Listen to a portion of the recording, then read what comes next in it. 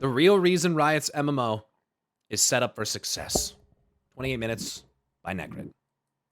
Well, I already made 4 MMO videos, and at the end of the last one I said that would be my last one. Because up until that point I was simply showing people what already exists. Going past that point would be pure theory crafting. But no one said I can't talk about something that people already talked about. Okay, not entirely. You see, a lot of people mention some good and big reasons why Riot's MMO is set up for success. I will repeat some of those points in this video. But the reason why I decided to talk about this topic as well is because as someone who has been with Riot Games for over a decade, I know their patterns of behavior. I know their entire past when it comes to monetization, and that means all the good stuff and the bad stuff. I know their past when it comes to their game's success. And I know what they do when things don't go well. Shut up, Necrit. You're just a YouTuber. You don't fucking know. The time spent doesn't mean anything. You're just a fucking... you always get people like that. Oh, yeah? You think making content on and specializing in this universe for fucking 10 years makes you some kind of fucking expert? Yeah, is that what you think? Well, yeah, kinda. And some of these points tell us a lot about how Riot's MMO is shaping up. On top of all of this, Canon had the exclusive interview with Ghostcrawler, where we got quite a few golden nuggets. Fucking which Ghostcrawler. includes a line that pretty much tells us that, yeah, Riot is gonna go through with the MMO. One of the nice things about Riot is we're not going to run out of money, right? I'm not going to have a publisher that's like, hey, if you got to ship by Christmas or we're canceled. Riot will cancel this game if the game isn't good enough. They're not going to cancel the game because it gets too expensive. And This sounds great. So after combining all of this, suddenly I have a new topic to talk about. The real reason why Riot's MMO is set up for success. Let's start with all the things that we already know about. Perhaps the biggest reason for Riot being on the right path is already having a loyal following. When World of Warcraft launched for the first time, there were lines forming up around entire blocks. Wait, Ghostcrawler, wait. Ghostcrawler's not on the project anymore? He left the project because it would take too long.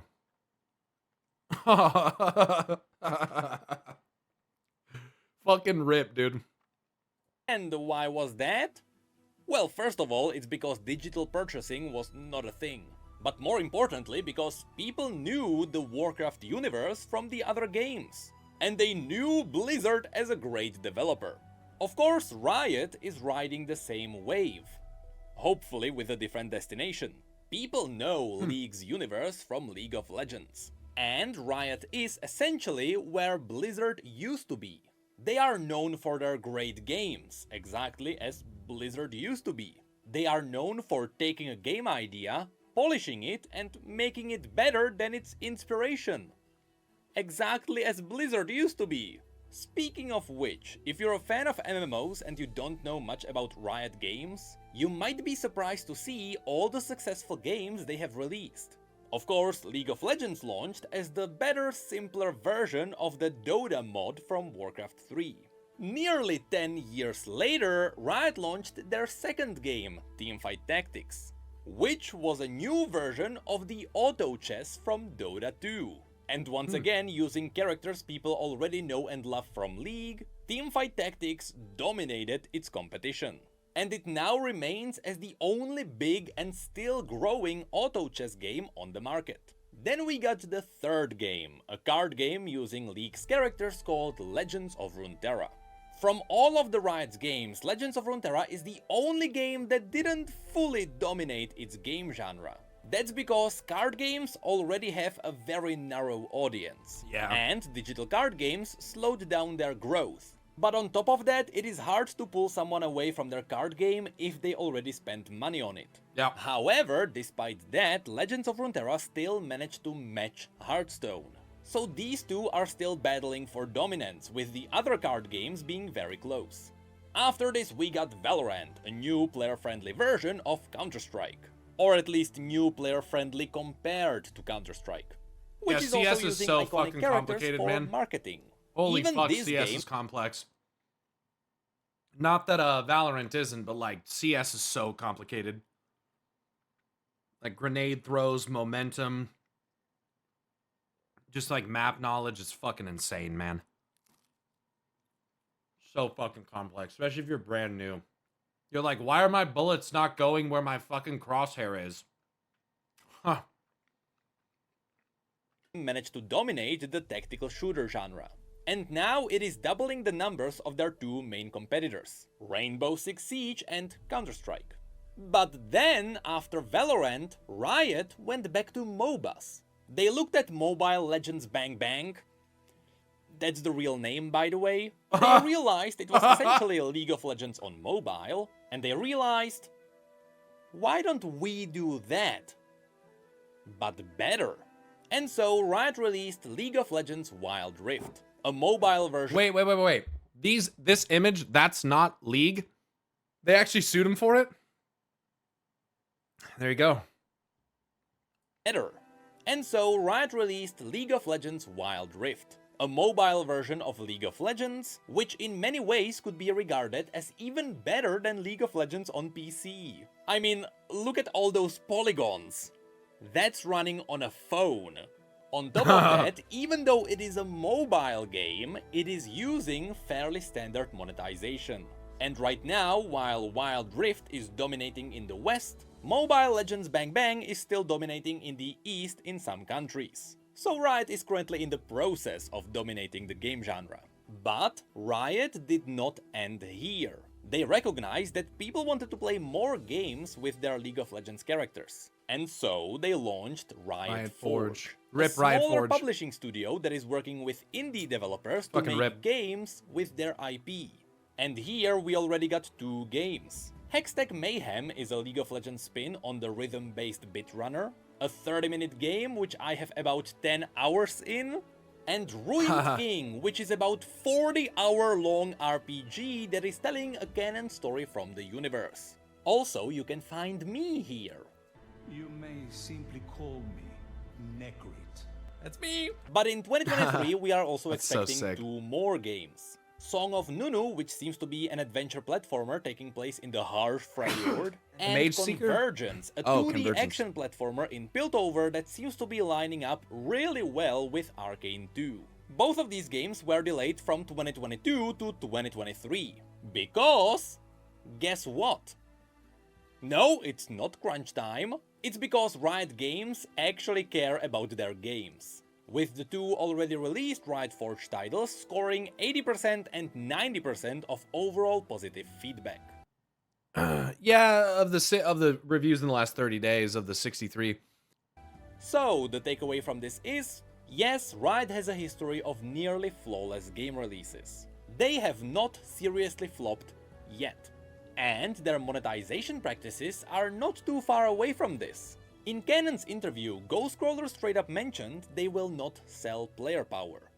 We're not going to do pay to win. We're not going to do pay to power. I'm pretty confident saying that.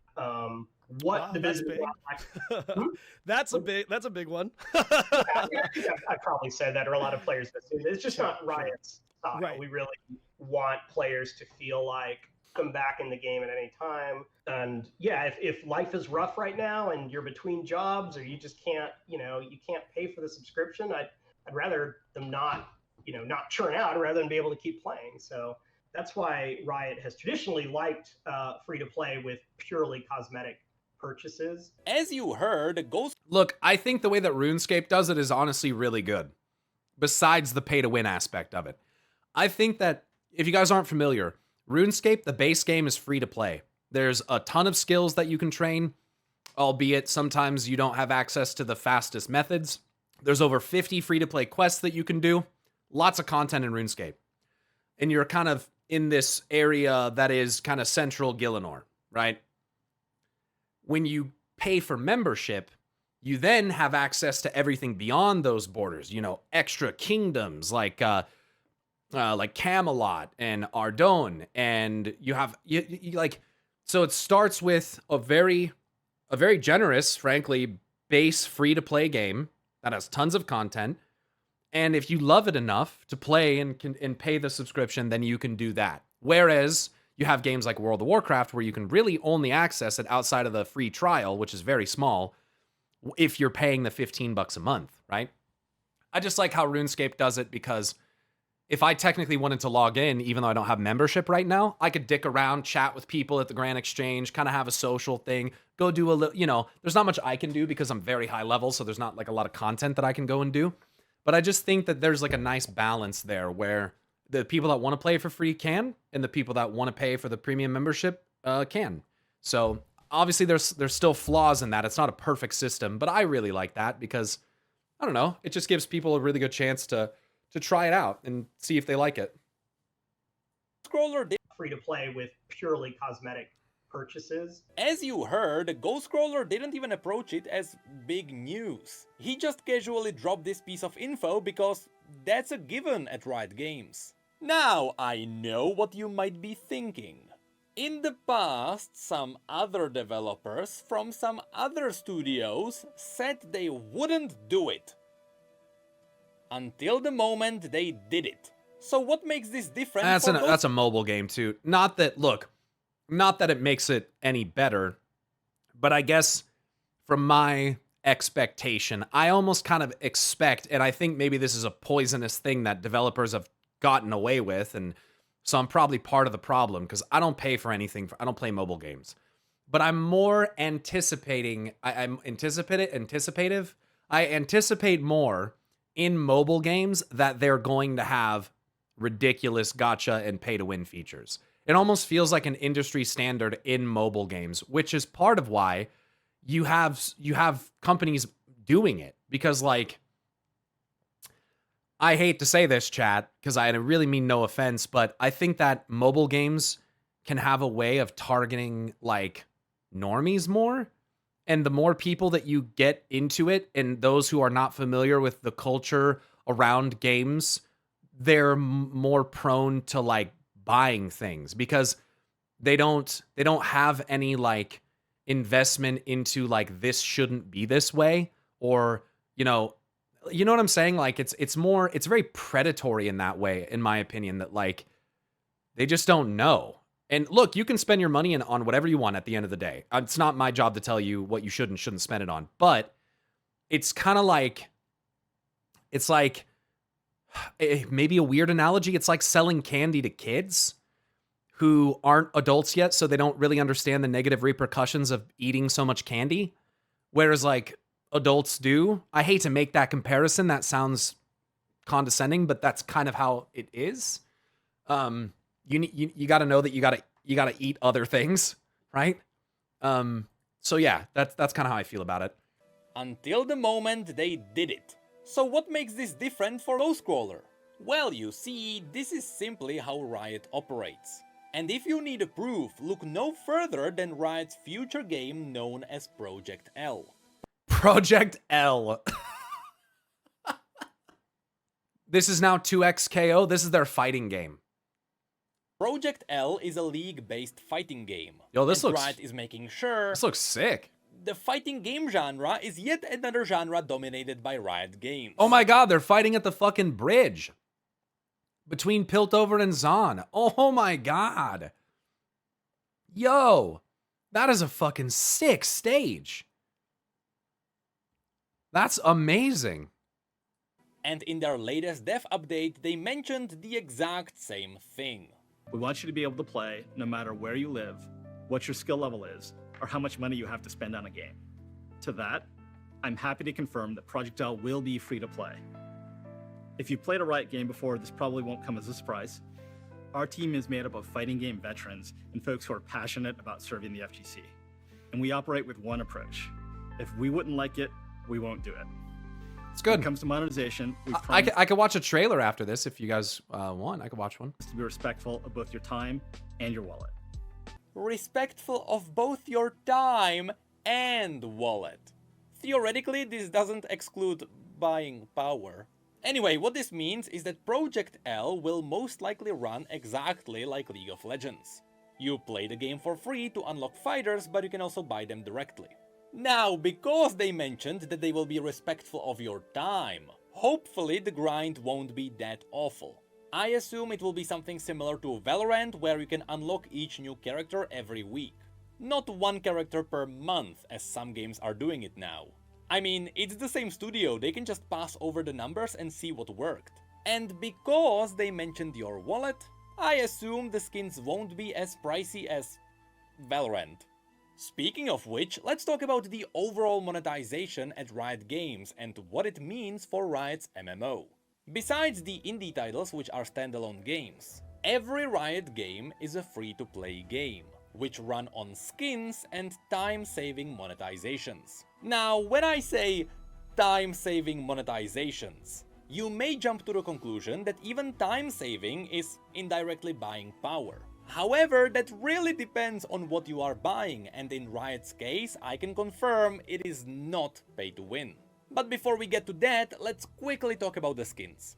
In League, Riot struck a good balance, with most champion skins being between 5 and 10 bucks, with the vast majority of them having unique spell effects. And occasionally you can buy the massive 20 bucks skins, which change up the entire animations of the champions. All of that is— I bought one skin. I bought Old God Mordekaiser. It was worth.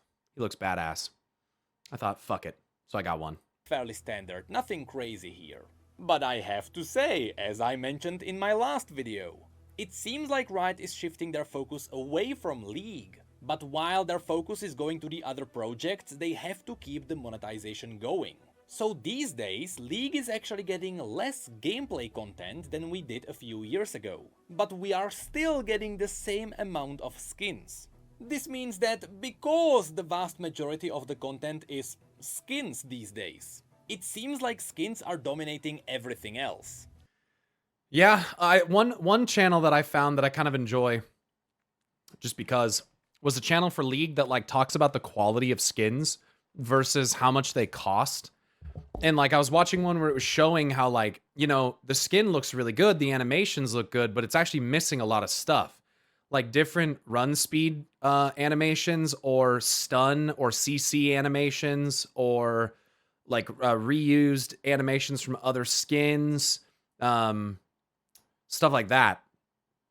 And like grades whether or not they're like worth buying or not, or if they're kind of like a, not a scam, but not worth. I think it might be Exol. That sounds familiar. And I find it funny that you can connect this to what Ghostcrawler said in the interview about monetization. To look at League of Legends, for example, if we stopped making champions and just kept making skins, at some point players are like, well, this kind of sucks. You're only focused on the money-making side of the game. So you need to do both. You need to make sure the game balance is good. You need to update everything that you can in order for players to feel good about it. Yes, it kind of feels like League is in this situation right now. In Teamfight Tactics, you can do the same thing. You can buy a skin for a little commander on the battlefield which you control, which is called Little Legend. These are always on the cheaper side, with some more expensive alternatives which also have unique execute animations when you defeat an enemy. However, every Little Legend also has a legendary variation, which you can only get from eggs. And eggs are essentially loot boxes. And the amazing thing is, the TFT team realized that these loot boxes are bad. And after their first year, they allowed you to buy any Little Legend directly. Of course, it is possible that government with their anti-gambling pressured them into this. But as far as we know, there were no lawsuits and they did it themselves. And since people trust them on this, if anything, it shows you their reputation. TFT also offers their Battle Pass, which to this day has perhaps the best value out of any pass in any game. However, Teamfight Tactics also has the Arena skins. Because these are a massive chunk of landscape, of course they are a bit pricier than normal models. But the unfortunate part is that sometimes they also offer the legendary arenas, which go for up to $200. And I say Damn. up to because these arenas are a randomized drop. It is guaranteed to drop from egg number 60, which is around the $200 mark. But since you can get it earlier, you are essentially rolling for a discount. When Riot first announced this, I was shocked. I simply didn't expect it. But then, Mordog, the lead TFT developer, talked about it on his stream. I realized I was wrong. Because TFT is so free to play, by which I mean you can't go more free to play without giving people money back. I mean, while in other games you grind for new characters or something like that. From the moment you log into TFT, everything is unlocked and you get the full experience. Even in League, that's not the case. Because of that, he mentioned that there are people who want to spend money on TFT, but they can't. Because in this game, you only have one little legend, so you technically only need one skin. Once you have the one skin you like, you don't need anything else. Just listen to what Mordog has to say about it. For context, he is gonna mention Kai'Sa, and Kai'Sa is one of the $200 skins. Obviously, TFT has to make money to succeed, right? And so we have these expensive cosmetics that people want. That being said, if you don't have money, it can feel left out, and I agree with you. So typically what you have to do is you have to look for the opportunities to find something kind of comparable, and there will be opportunities. You're not going to be able to get everything, but for example, during events, there's going to be ones that are more accessible. You might get lucky and get one during an egg. It's also the kind of thing... It's actually called Glizzy Nefiri? No way, dude. Oh my god. Skibbity Ergot? No. No, dude. No, dude. Where, like, let's say you really like Dragon Chibimancer Kai'Sa. Who knows, in 2 years it may come back in a thing that's a promotion and be a little easier to get, you know, as time goes on. You never know. And so you have to find your moment where you can get the thing you enjoy, rather than, you know, you have to have the new now. And unfortunately, like a lot of things in life, money counts and it sucks when you don't have money. It really does, and I know that. I've been there. Same, dog. That's my honest answer. Hopefully that was genuine enough. I have never seen a dev so open about a massive, almost corporate level game. But yes, if anything, nice this to shows see, you though. that Riot is trying to be fair about That was it. a very nice expression of humility. That was nice. It's nice to hear, especially when you've had, you know, listen, my family does not come from any form of wealth. You know what I mean? It's nice to hear someone say that, you know. It sucks when the thing that you want is the big expensive and you can't get it. And I get that. It's nice to hear someone say that. Level game. But yes, if anything, this shows you that Riot is trying to be fair about their prices. Lastly, when it comes to skins, we have to mention Valorant. Yeah. Because Valorant is perhaps their most aggressive monetization. There, a normal recolor of a gun is about $10, with a full new model going for about 20. On top of that, melee weapons, so for example knives, are double the price. I mean, it's just copying CS:GO. So, for a unique model on a knife, that would be $40. And on top of that, sometimes you get bundles of special weapons with unique finishers that go for up to $100. The logic behind this pricing is that for each gun you are only going to buy one skin. So once you buy a skin, you are unlikely to get another one. There is no gambling involved anywhere around Valorant. It is very much unlike Counter-Strike. Right. So at least the monetization is not predatory per se. Yeah. That said, it is still pretty high. Counter-Strike, dude, I have to say this. I love Counter-Strike. I've always loved Counter-Strike. I played Source on my Xbox when I was a kid. I never played 1.6. I'm not that old. But I love CS. But it has some of the most predatory fucking shit in it ever. It is actually fucking insane. There is no bad luck protection, nothing. You could hypothetically open 500 cases, never get a knife, which is one of the only ways to recoup your money unless you get a rare red skin, like an op or something. Never get a knife. And if you do open a knife, opening a good one is a completely different fucking thing. I would imagine most of the time you open a box and get a knife, it's probably going to be dog shit. The chance of actually getting a good one is so small. Now that was all the notable skin monetization. It's fairly standard and sometimes the prices can go higher. However, remember, we are still talking about purely free-to-play games. So, let's talk about the potential pay-to-win. For Riot, the worst offender of this could be skipping grinds and buying characters. We can find this in League of Legends, Legends of Runeterra, and Valorant. In Legends of Runeterra you can buy cards, but no one ever does that because the game gives you so many free cards you really don't have to do anything. In fact, the game is notoriously so fair it is struggling to make money. In Valorant you can unlock a new character every week if you really grind. Realistically, it is a new character every 2 weeks. And in League you can buy champions directly, which could have been translated into power in the past. However, unlike in Overwatch, where picking heroes in the middle of the game can decide the game, and where the game is balanced around counterpicking, in League, that's not really the case anymore. A few years back, the game was balanced around hard counterpicking being a thing. But these days, Riot is trying to make sure that's not a thing for a very obvious reason.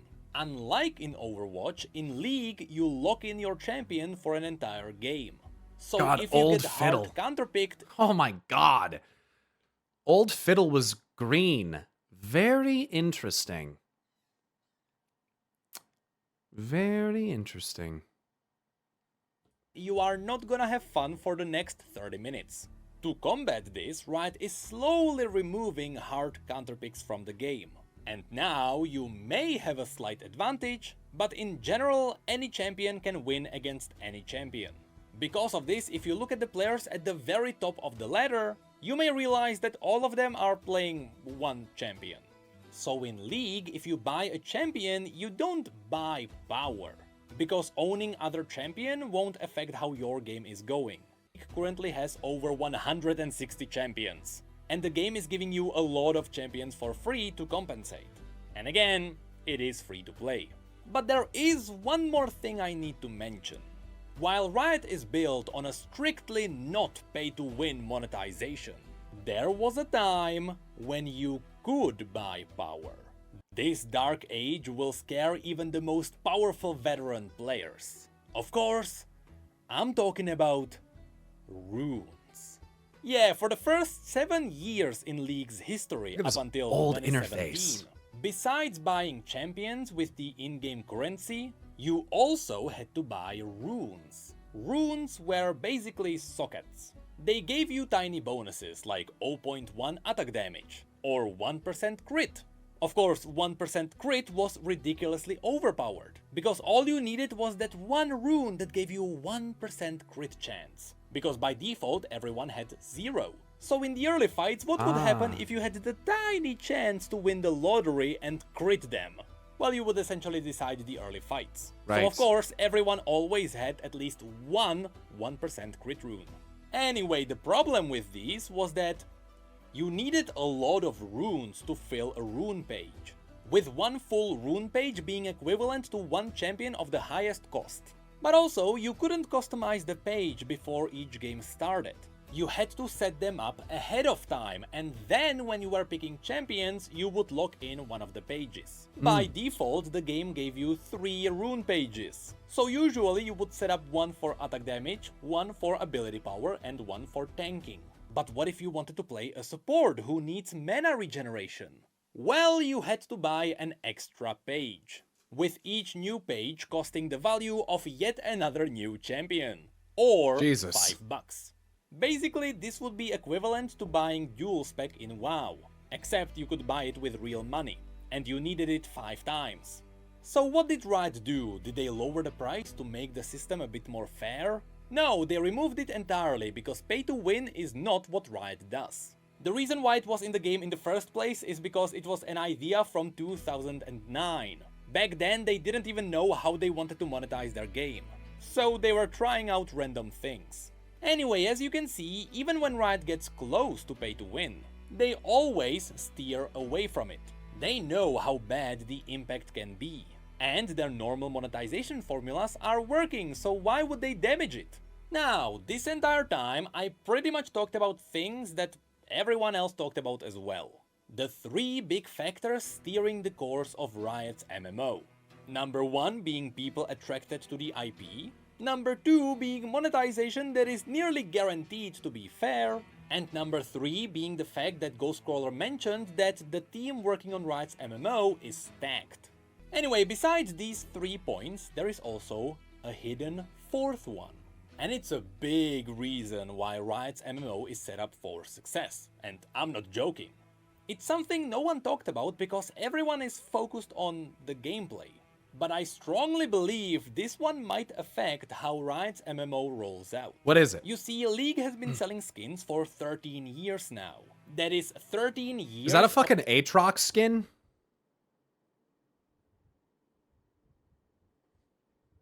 Garen? Oh. Mecha Garen? Yo, that's dope. That's dope. Of gathered data.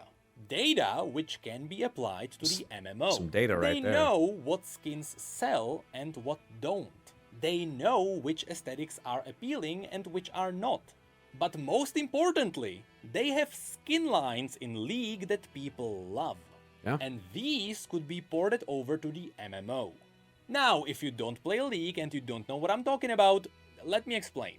Instead of just giving random champions random skins, Riot likes to connect skins together and make them part of the same alternative world. For example, there is the High Noon alternative universe. And champions who share the same High Noon skin can be cowboys, clockwork angels, demons from the Wild West, and people corrupted Was that by... Samira, Ashe, Thresh? Is that what I just saw? Who's this? Senna.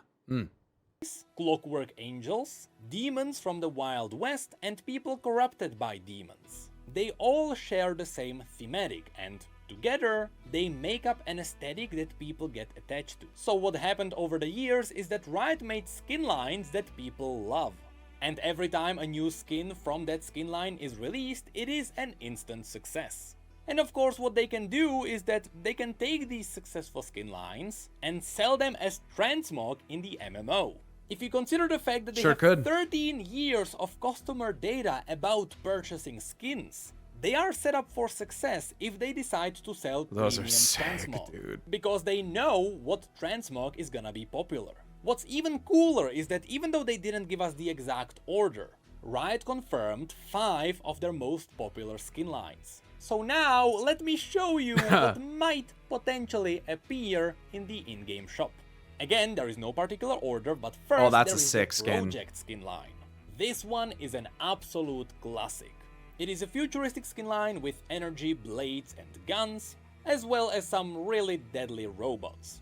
Next there is KDA. The success of this skin line is driven by the popularity of their virtual K-pop band.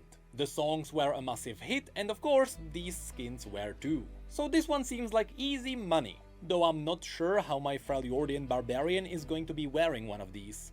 Next, there is also Darkstar, a skin line around dark cosmic entities that are destroying worlds. The vast majority of these skins are stunning. And I have to point out that Darkstar Jhin is one of the best-selling skins in the history. That's a Jhin skin? Oh, that's fucking tight, dude. What the fuck? Worlds. The vast majority of these skins are stunning.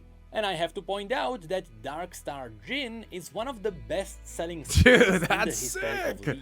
Then we also have Spirit Blossom, a skin line released with an awesome visual novel inside League of Legends. This one is themed around Eastern legends. However, this skin line is also unique, because this skin line portrays mythical stories that Ionians believe in the canon universe. So in a way, these skins are canon. It's just that the champions are not themselves as champions, they are portraying the mythical stories. Yeah. And lastly, there is the Star Guardian skin line. What originally started as a Sailor Moon knockoff eventually became its own universe with some very cool stories. The Star Guardian universe is perhaps the most popular one, with Star Guardian Jinx also being one of the best-selling skins ever. Can't imagine why. This one would be an easy moneymaker too.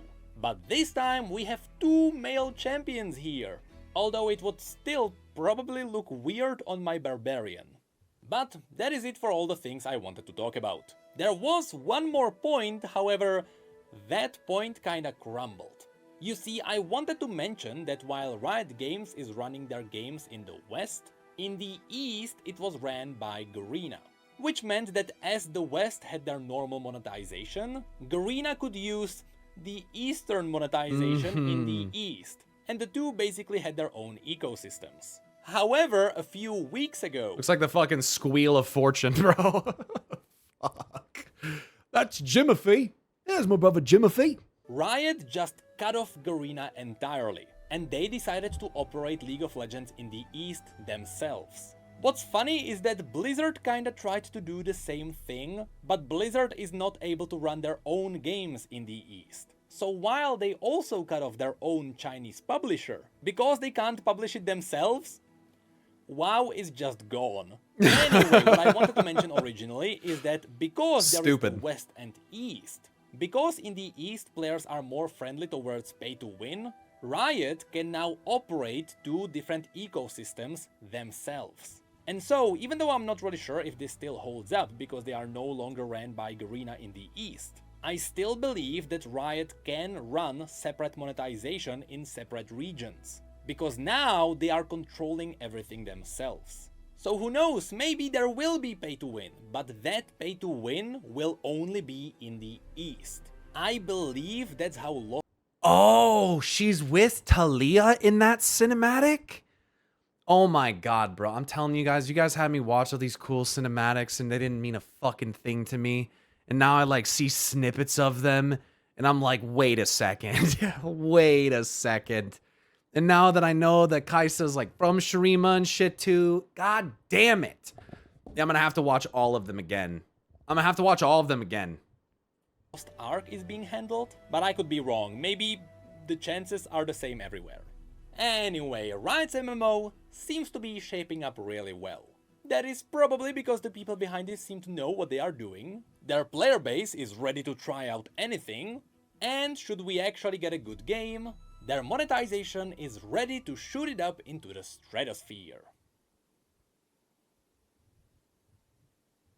There was also that time they were trying to sell achievements, like not achievement unlocks. You had to pay to access achievements, which was then followed by a separate version of the achievements which was totally free, so we don't talk about that. What the fuck? What the fuck? Well, that was good. I enjoyed that one. Check it out.